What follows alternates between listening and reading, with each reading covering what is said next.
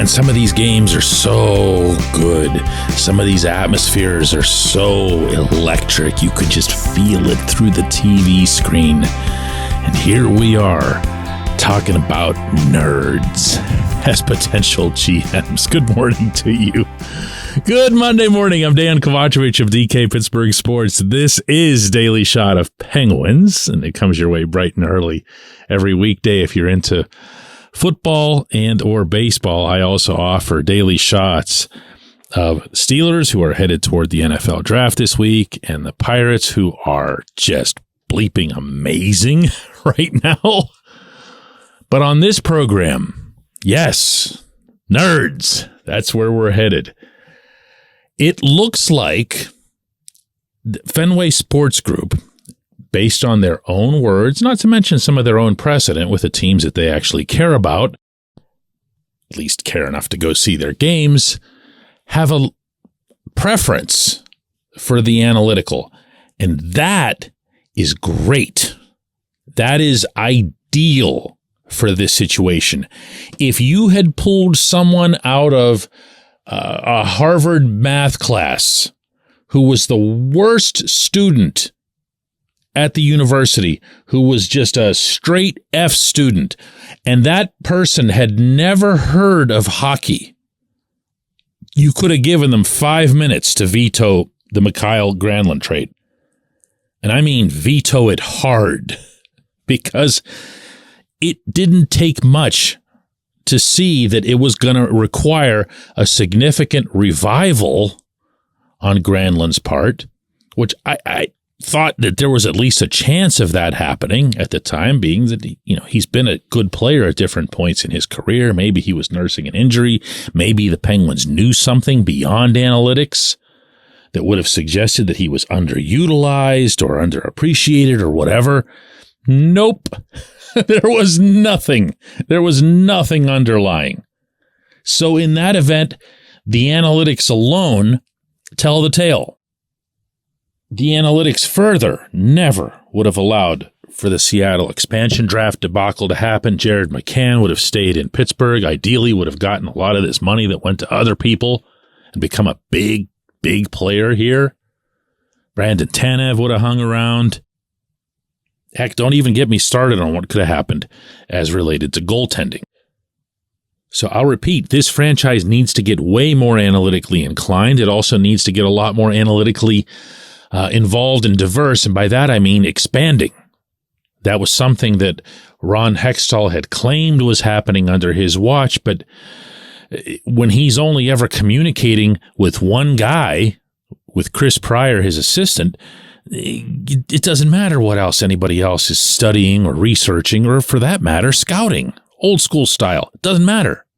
Doesn't matter. Most GMs come from the assistant GM ranks. Either that or they were former GMs in the National Hockey League. That's just how it goes. That's how it's gone for a long, long time. One of the names that's come to the forefront, not related to actual, the Penguins have an interest in this individual, or this guy has an interest in whatever. It's not any of that. It's just there's a pool of names, people who interview fairly regularly for these positions, and eventually you knock on the door enough, you do get your chance. Eric Tulsky is the assistant GM in Raleigh. He's been with the Hurricanes for about a decade now, and his background before hockey was that he had a BA in chemistry and physics from Harvard, a PhD in chemistry from the University of California, Berkeley. He worked in the high-tech industry for 12 years, managing teams of researchers focused on nanotechnology to solve problems in DNA sequencing, solar energy displays, and energy storage, and he holds 19 U.S. patents. That's right out of the Hurricanes media guide. Wow! Dude! Why are you involved in hockey at all? I mean, you should be saving the planet or something. But this is not the most uncommon path in professional sports anymore. Baseball paved the way in this regard, and we've seen baseball GMs succeed to various degrees. It hasn't been overwhelming, and at times there's been either a pushback or actual moves made to kind of swing things back more toward the natural, scouting and developing and everything else without worrying that the numbers be placed at the forefront. There's always room for the numbers. You'd have to be nuts to ignore the numbers, but that they're not front and center. Where hockey's concerned, this is dangerous territory, okay?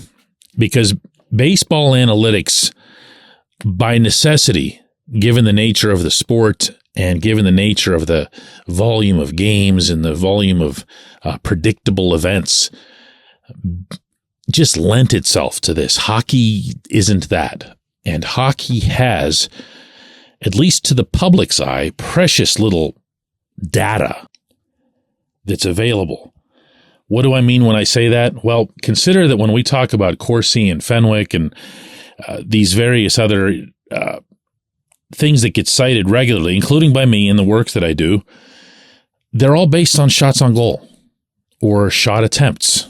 Why? Because we don't have more intricate data than that. The NHL has never given out amazing information that we all know that they have access to. How many touches on a puck does a player have over the course of a given game? Kind of tells you a little bit about how involved he is. Where are those touches occurring? Tells you how well the team is doing when that player is on the ice. You add it up, you extrapolate it over time, and you have a lot better sense for what you're getting out of that one skater. We don't see that, and as a result, hockey's analytics that become known to the fans, to the media, and everybody else who's outside the actual, inner circles of these teams is just about as vapid as it sounds. There isn't much to it. But on the inside, if you're doing this right and you're utilizing your own coaches to assist you, and here's where that matters. If Marcus Pettersson's got 3 options coming out of the zone, and he makes the completely wrong decision, even if that pass connects, that's something that's a strike against him in an evaluation. Do you follow me?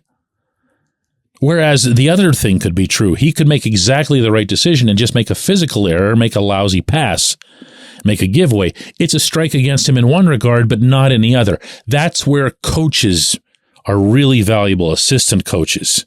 Head coaches wouldn't have time for that sort of thing. If you can find a GM who can build a real live analytics department that's way ahead of what's available to the public, and I mean miles and miles ahead, but ideally is also better than what your competition is doing, that's a big, big head start in terms of player evaluation, which is only about 90% of what a GM should be doing. But there's more to it. There is, and that's what I'm going to get into on tomorrow's episode. When we come back, J1Q.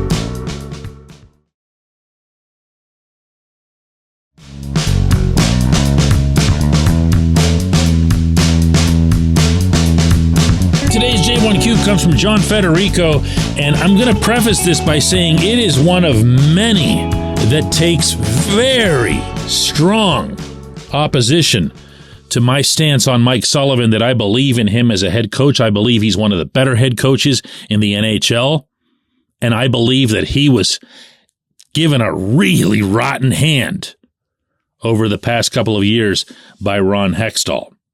John says, can we finally hold Sullivan accountable a little bit for how this team failed to make the playoffs? I am sick of people defending this guy after multiple seasons now under his coaching where the Penguins have fallen short due to an epic collapse or the team just falling flat. Losing to Chicago and Columbus at the end of the season was inexcusable. I'm starting to think he's part of the problem from how often he was outcoached this season. Team has fallen short, and it just seems to be getting worse. Team couldn't hold a lead to save their lives. That's on coaching. When they fall behind, they have no answers. That's on coaching. Sure, personnel has a lot to do with it. I'm sorry. But if he doesn't have what he needs, he can't force them to play a system they can't do and adapt his game plan to something that'll be successful. Oh, okay. I'm going to go through some of this. First of all, can we hold Sullivan accountable a little bit? If you're talking about me, I'm not in a position to hold him accountable. If you're talking about me giving commentary on Daily Shot of Penguins or in written form on DK Pittsburgh Sports, I can do that. That's not holding anybody accountable. The one and only way that anybody holds anybody accountable is either to give them instructions, to change their roles, or, to fire them. And as I have said on this show, my hope, if not necessarily the expectation, is that this next GM will have enough stones to come in and say, hey, I've been going through this game film from last season, and wow, man, what were you thinking here? What was this all about? What was that all? Why did you play this guy? What didn't you like about that guy? And you have to put yourself in a position where you're in charge. You are above the head coach. Yes, the Fenway Sports Group people can love Sully to death, in part because he's a Boston guy like they are. But you have to bring in a GM who has legitimate authority. But where you lose me here along the way, John, is a couple of things. One, I could quibble. You mentioned losing to Chicago and Columbus at the end of the season was inexcusable. The Columbus game, that meant absolutely nothing. So throwing that in is lousy. Chicago, that was horrible enough. You didn't have to add anything else. Okay, that was a failure on everyone's part, including Sullivan's. Now, when you say that he was out-coached all season, you don't back that up with anything. When the Penguins were the hottest team in the NHL from Thanksgiving to Christmas, was he out coaching everybody else? No, not really. Players were just performing. His coaching style, as you point out yourself, and his system don't really change much. To which you say, well, if you have these kinds of players, why doesn't he change the system? And I hear this one a lot too. To me, it's actually really kind of lazy. Because if you were watching these games, and it sure sounds from your passionate interest here, John, that you were, and you think that that version of Jeff Carter or the Brian Dumoulin that we watched stumbling around for 5 of the 6 months of this season were going to work with a system adjustment, then you're out of your mind, with all due respect. If you think that there was some system that you could put in that would get Carter alone engaged, or Brock McGinn, or Kasperi Kapanen, no. You also say, and this is where it started to come across as flailing, that the Penguins wouldn't battle back from deficits. Dude, they did this all the time. That's all they did. As a matter of fact, they would fall behind early and they'd battle back relentlessly. It became the theme of the season. They were the ultimate second period NHL roster. But you also throw in on your own some hems and haws, and I think, and it seems like, and whatever else here. And that's where I'll keep coming back at these sentiments in general, that it's people looking to throw the baby out with the bathwater, or it's people who don't understand what it is that GMs and people behind the scenes do, but when they're watching the games on TV, they see the head coach. That's the figurehead. That's the face that I'm mad at during the game. Everyone's free to keep these coming. I'm perfectly happy to have any feedback at all to this show. I'm grateful that you listen. But you're not turning me around on this coach at this point in time. I'm sorry. I appreciate the question. I appreciate everybody listening to Daily Shot of Penguins. We will do another one of these tomorrow.